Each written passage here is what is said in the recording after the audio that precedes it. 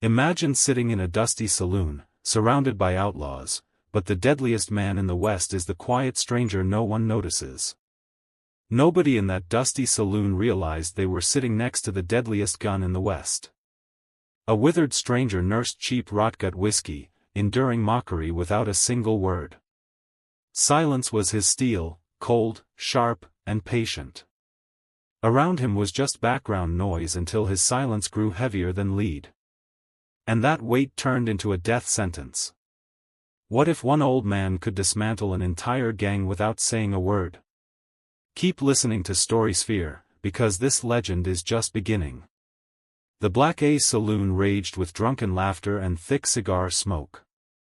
It was the town of Copper Ridge lived under the shadow of one man, Victor Kaine, the ruthless leader of the Wolf Kaine's gang. He controlled every corner, every business, every drop of whiskey poured. Where they walked, fear followed like a faithful dog. But tonight, something broke the pattern. At the corner table sat a man who didn't belong. Nathaniel Cross, 68 years old, silver hair like moonlight, skin weathered and tough from decades under a merciless sun. His hands were steady despite their age. Nobody understood what an Ultimatum like him wanted in a hellhole like this. Victor Kaine sized him up with contempt. An old fool, a relic, he thought. He approached slowly while his gunman laughed, already knowing what came next. Kaine grabbed the stranger's bottle and poured the whiskey over his head. "Welcome to hell, Grandpa," he sneered. "I run this town." Nathaniel didn't respond, just stared at his empty glass, calm as if the insult had never happened. The silence stretched for seconds, and then something shifted. There was something wrong about this man, something contained, like a storm waiting for the right moment to break loose. One of the gunmen whispered, "Boss, that old man's got a strange look in his eyes." Kaine shoved the table. The glass fell and shattered. Still, the old man didn't flinch, only raised his gaze for an instant. A calm stare, frozen and hollow, a stare that didn't belong to any ordinary cowboy. Before you discover how a 68-year-old man became the nightmare of 25 gunmen, take a moment to hit that like button. Subscribe to StorySphere and drop a comment telling me which country you're watching from. United States, Canada, United Kingdom, Australia. I'd love to know where my audience is tuning in from right now. Buckle up, partners, because what Nathaniel Cross is about to unleash in Copper Ridge isn't just revenge. It's a death sentence written in gunpowder and blood. Stay close, partners, because the streets are about to run red, and the legend of the silent rider will come alive before your eyes. Copper Ridge was a town God forgot, and the devil remembered fondly.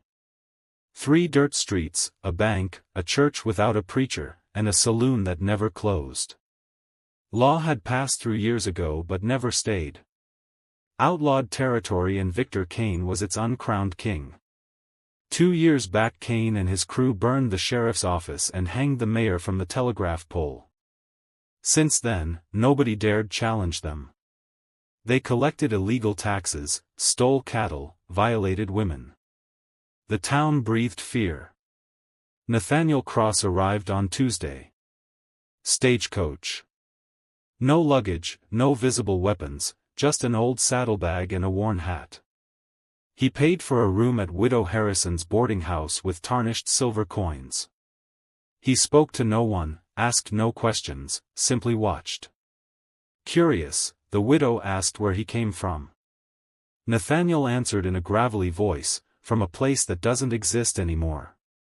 That first night, Nathaniel ate alone in the saloon, whiskey in one hand, jerky in the other. The men shouted, played poker, smashed bottles. One brute, Razor Jim, noticed the old man. "Look here, boys. Fresh meat." He stumbled over drunk, snatched Nathaniel's hat off his head. "Ultimatums don't last long here, Grandpa. You came to die." Nathaniel chewed slowly, eyes steady, replying in a glacial tone. "I came to settle accounts." Razor Jim laughed. "Settle what?" Old debts? The kind paid in blood? Silence fell for a heartbeat. Razor Jim frowned, confused, then spat in Nathaniel's plate, and returned to his table amid laughter. The old man wiped the spit with his sleeve, finished his meal, dropped coins on the table, and walked out. Before crossing the door, he paused and looked back at the gunman's table. His gaze lingered on each face, memorizing them one by one. Outside, under the yellow glow of oil lamps, cold winds swept the streets. Wooden doors creaked. Shadows stretched across the dust. Somewhere in the past, the name Nathaniel Cross whispered in fear. Terrible. Something everyone would soon remember. What deadly secret did this old man hide? Keep watching on StorySphere. Widow Harrison's boarding house smelled of soap and old timber. Nathaniel climbed the stairs slowly, each step measured, a reminder of decades of discipline. His room was simple, a bed, a chair, and a window overlooking Main Street. He sat on the bed and pulled from his saddlebag the only valuable thing he carried, a yellowed photograph. In it, a young lawman with a badge stood beside a beautiful woman holding a boy of about 10. Nathaniel traced the woman's face with his finger. His eyes moistened, but he did not cry. He hadn't cried in decades. The last time was 1871 when he found his home burned and his wife and son buried under the ashes. The culprits were a gang of railroad enforcers who cleared land by any means necessary. Nathaniel tracked them for 3 years, finding them one by one. None died quickly, and when the last man stopped screaming, Nathaniel vanished. He became a legend. The silent rider. The gunslinger who never missed. Who killed without mercy. Who left only silence and death. For decades he hid in the mountains, living as a hermit, trying to forget the taste of vengeance. Until 4 weeks ago, a dying traveler stumbled to his cabin, begging for water. Before dying, he spoke of Copper Ridge, of Kaine and his men, and mentioned a name that froze Nathaniel's blood. Marcus Sutton, the only man who had escaped his vengeance 16 years ago. The one who had planned the attack on his family, the one who ordered his home burned while they slept. And now Marcus Sutton was Victor Kaine's right-hand man. Nathaniel removed his boots and lay down fully dressed, staring at the photograph. His hands trembled, not from fear, but from muscle memory. His fingers remembered the weight of a revolver, the exact trigger pressure, the smell of oil. Outside, the laughter of the saloon continued, unaware that the silent rider had awakened. Copper Ridge had just signed its death warrant. The storm was coming. Don't look away. Morning came with a brutal sun, turning the streets into mirrors of dust. Nathaniel woke before dawn as always, stretching with precise, deliberate movements. Every joint protested but obeyed. He went down to the kitchen where Widow Harrison had prepared coffee. "Morning, Mr. Cross," she whispered. "Never sleep well, ma'am, but survived another night," he replied. She served him black coffee and bread. As he ate, Nathaniel watched the street. Kaine's men were already prowling, collecting taxes from merchants. One thug beat an old shopkeeper who couldn't pay. The man fell. Nobody intervened. Nathaniel gripped his cup tightly. The widow noticed the change in his eyes. "Don't get involved, Mr. Cross. Those men kill for fun," he said without looking away. "I know. I used to do the same." The widow paled and said nothing more. Nathaniel stepped outside. The sun hit his face as he strode toward the market. The shopkeeper still lay bleeding. The brute who'd attacked him, a massive man called Ox, laughed with his buddies. "Hey, old man, that merchant owes me respect, and you're sticking your nose where it doesn't belong." Nathaniel straightened slowly, back cracking. "This man owes you nothing, and I owe you less." Ox laughed and drew his revolver. "You got any idea who you're talking to?" Yes, Nathaniel said serenely. A dead man walking. Ox frowned, confused. But the older townspeople, those who remembered stories of the silent rider, felt a chill. One drunk Pete whispered, trembling, "God help me. That old man, is it him?" Nathaniel didn't move. He simply waited. Inside the saloon, Marcus Sutton saw him through the window. Recognition froze him. The past had just caught up with him. Marcus dropped his whiskey glass. Crystal shattered on the floor, but he didn't notice. His eyes were locked on the old man in the street, on that jagged scar along his jawline. "Can't be," he muttered. "We left him bleeding in the desert." But they hadn't, and Marcus knew it. 16 years ago, after the Cross family home burned, Kaine's gang scattered. Marcus changed his name 4 times, joined different gangs until he found Kaine. He always knew one day the ghost would come for him, and now he was here. In the street, Ox kept his gun aimed at Nathaniel. Victor Kaine emerged from the saloon, alerted by the sudden silence. "What's happening here?" he demanded. Victor Kaine stepped out of the saloon, alerted by the sudden silence. He was a tall man, 35, his face marked by smallpox scars, eyes like dead coals. "What's happening here?" he demanded. Ox answered without lowering his weapon. This oldtimer stuck his nose in. Boss Kaine sized up Nathaniel, an unarmed old man in ragged clothes, standing firm. "You crazy oldtimer. You want to die?" Nathaniel met his gaze with icy calm. "Don't want to die.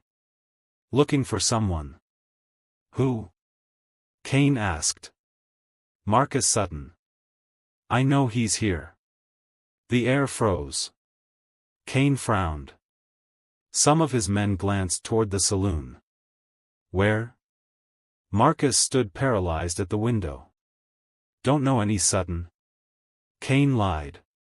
"Yes, you do. And he knows me," Nathaniel said. Marcus stepped out slowly, hand brushing his revolver but not drawing. Fear he hadn't felt since youth gripped him. "Nathaniel Cross," he whispered, broken voice. "Thought you were dead. I was until I learned you were still breathing." Kaine looked at Marcus confused. "You know this old man?" Marcus swallowed hard. "He's the silent rider." In that instant, the entire town understood who Nathaniel Cross truly was. The man who had killed 40 men without losing a single duel. The deadliest showdown in history was about to begin. Kaine let out a dry laugh, cutting the silence. The silent rider, that drunk's fairy tale. He turned to Nathaniel with contempt. "Look, old-timer, I don't know what stories got stuffed in your head, but I run this town, and if you want Marcus, you'll have to go through me and my 25 men." Nathaniel didn't look away from Marcus as if Kaine didn't exist. 25 men. "Don't worry me. I've killed more for less." Kaine stopped laughing. There was something in the old man's voice, a cold certainty, a calm only men who had stared death in the face countless times possess. Marcus stepped back. "Victor, listen to me. This man is real. I saw him kill 8 men in less than 12 seconds. He doesn't shoot. He executes." "You're paranoid," Kaine spat instinctively, reaching for his revolver. Nathaniel spoke low, but everyone heard. "I'll give you one chance, Kaine. Hand over Marcus. Let me finish what I started 16 years ago and I leave. You and your men stay alive. Control your town. Nobody has to die today." "And if I refuse?" Kaine asked. "Then everyone dies, one by one, in the order I choose. Marcus will be last just so he watches his friends fall before him." Kaine spat on the ground. "This old man's crazy. Boss, let me blow his brains out." Kaine raised his hand, stopping the gunman. He studied Nathaniel, searching for fear, doubt, hesitation. Found nothing, just an icy void in those gray eyes.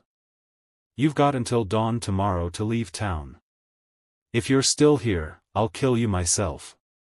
Nathaniel nodded slowly. Tomorrow at dawn, Main Street, you, me, and Marcus. May God have mercy on whoever survives. He turned and walked back to the boarding house, leaving 25 armed men watching him go. Marcus slumped against the saloon wall, sweating. Deep in his heart, Kaine began to fear Marcus might be right. Dawn broke red over Copper Ridge. The sun hadn't risen when Nathaniel descended the boarding house stairs. He wore 2 revolvers in leather holsters, hat pulled low, steps firm and rhythmic like a soldier marching into his final battle. Widow Harrison waited with coffee. You don't have to do this, she whispered. Yes, I do, Nathaniel replied. He drank it in one gulp, leaving silver coins on the table. If I don't return, this covers my room and burial. The town was deserted. Windows were shut. Nobody wanted to witness what was coming.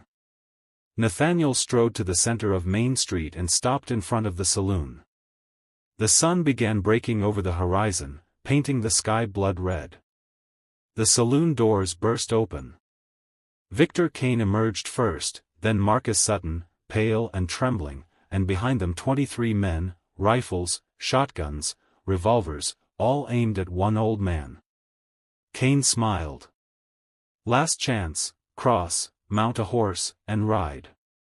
You don't have to die today. Nathaniel spat on the ground. I've been dead 16 years today. I just came to finish the job. Kaine gave a signal. His men spread out in a semicircle. This was an execution. Got any last words? Kaine asked. Nathaniel looked Marcus straight in the eyes. Your boss ordered my family burned alive. You held the torch. They begged for mercy. You gave them fire. Marcus closed his eyes, tears streaming down his weathered face. I didn't want to, but you did, he stammered. Absolute silence. Kaine raised his hand. Aim. 23 weapons lifted. Nathaniel didn't move. Hands hung at his sides. Relaxed near his revolvers, ready.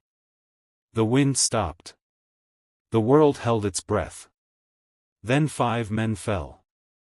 Kaine's command was cut short as Nathaniel moved. And in the next 7 seconds, history was written. His hands became a blur. Both Colts cleared leather with impossible speed for a man his age. Bang! Bang! 2 men dropped before anyone could fire. Bullets hit dirt where they had stood moments ago. Nathaniel rolled sideways, slid behind a water trough. Bang! Bang! Bang! 3 more men fell. His movements were precise, calculated. No rush, no fear. Pure technique, muscle memory honed through decades of killing. Gunmen shot at shadows while their partners dropped one by one. 40 seconds later, 15 men lay dead or dying in the street. Kaine retreated toward the saloon, frantically reloading. He's the devil. He's the damn devil, he screamed. Marcus stood paralyzed, unable to move, unable to shoot, just watched as Nathaniel advanced slowly. Relentless, inevitable. The last 5 gunmen charged desperately. Bang, bang, bang, bang. All fell. Kaine stood alone. Him, Marcus, and an old man walking toward them like death itself. Nathaniel stopped 20 paces from Kaine. 23 dead, 2 left. Marcus fell to his knees. Do it, Nathaniel. End this. But Kaine raised his last revolver. Not at Nathaniel, but at Marcus. If I'm dying, I'm taking this traitor with me, he growled. Bang. The shot thundered. Marcus slumped forward, untouched behind Nathaniel. Kaine fell backward, a bullet hole between his eyes. Nathaniel's revolver still aimed. "That was for my family," he said. He holstered his weapons and looked at Marcus. "You get to live. Spend every day being better than the coward you were." Without another word, Nathaniel mounted a black horse that appeared from nowhere. He rode toward the sunrise. The silent rider disappeared into legend. Copper Ridge was finally free. 23 men lay dead in the dust of the town. One broken soul was given a second chance. Sometimes justice doesn't come from a badge or courthouse. Sometimes it rides in on a black horse carried by a ghost who refused to stay buried. Marcus wept amid the massacre and mercy pressing down on him. The town would never forget the day the silent rider returned. Stories of Nathaniel Cross would be told for generations. A man who could kill with a glance, whose vengeance was precise, and whose mercy chose its moment. Copper Ridge could breathe again. The sun rose fully, casting long shadows over a town scarred but alive. And somewhere along the horizon, a black horse vanished into legend, leaving only silence and dust behind. Nathaniel Cross, the silent rider, had finished what he started 16 years ago. And in doing so, he became more than a man. He became a story, a warning, a legend. And that's how it ended, folks. A town once swallowed by fear, now breathes again, free under the same sun that once watched it burn. Nathaniel Cross, the silent rider, didn't just take revenge. He reminded Copper Ridge that evil never wins forever. Even the darkest night must face the dawn. Some say he vanished beyond the hills. Others swear they saw his horse at the edge of the desert when the moon was full. Maybe he still rides somewhere carrying the ghosts of his past, waiting for the next town that needs a reckoning.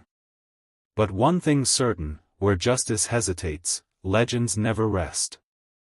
And maybe, just maybe, when the wind blows through the canyon at dusk, you can still hear the faint echo of his revolvers. Bang, bang. Justice whispered by the wind. Now tell me, partner, if you were in Nathaniel's boots, would you have forgiven Marcus or finished him too? Drop your answer in the comments. I want to know what you would have done. And if you've made it this far riding with me through every gunfight, every silence, and every shadow of this story, thank you. Your support keeps this old storyteller's fire burning bright. Before you ride off, don't forget to hit that like button if this tale made your heart race. Subscribe to StorySphere so you don't miss the next journey into the Wild West. And tell me from where in the world you're watching. It's amazing to see how far these stories travel. Until our next story, partner. Keep your gun clean, your spirit strong, and your honor sharp. Because out here in the frontier, sometimes justice wears no badge. Ride safe, and may the legend of the silent rider live forever in your memory.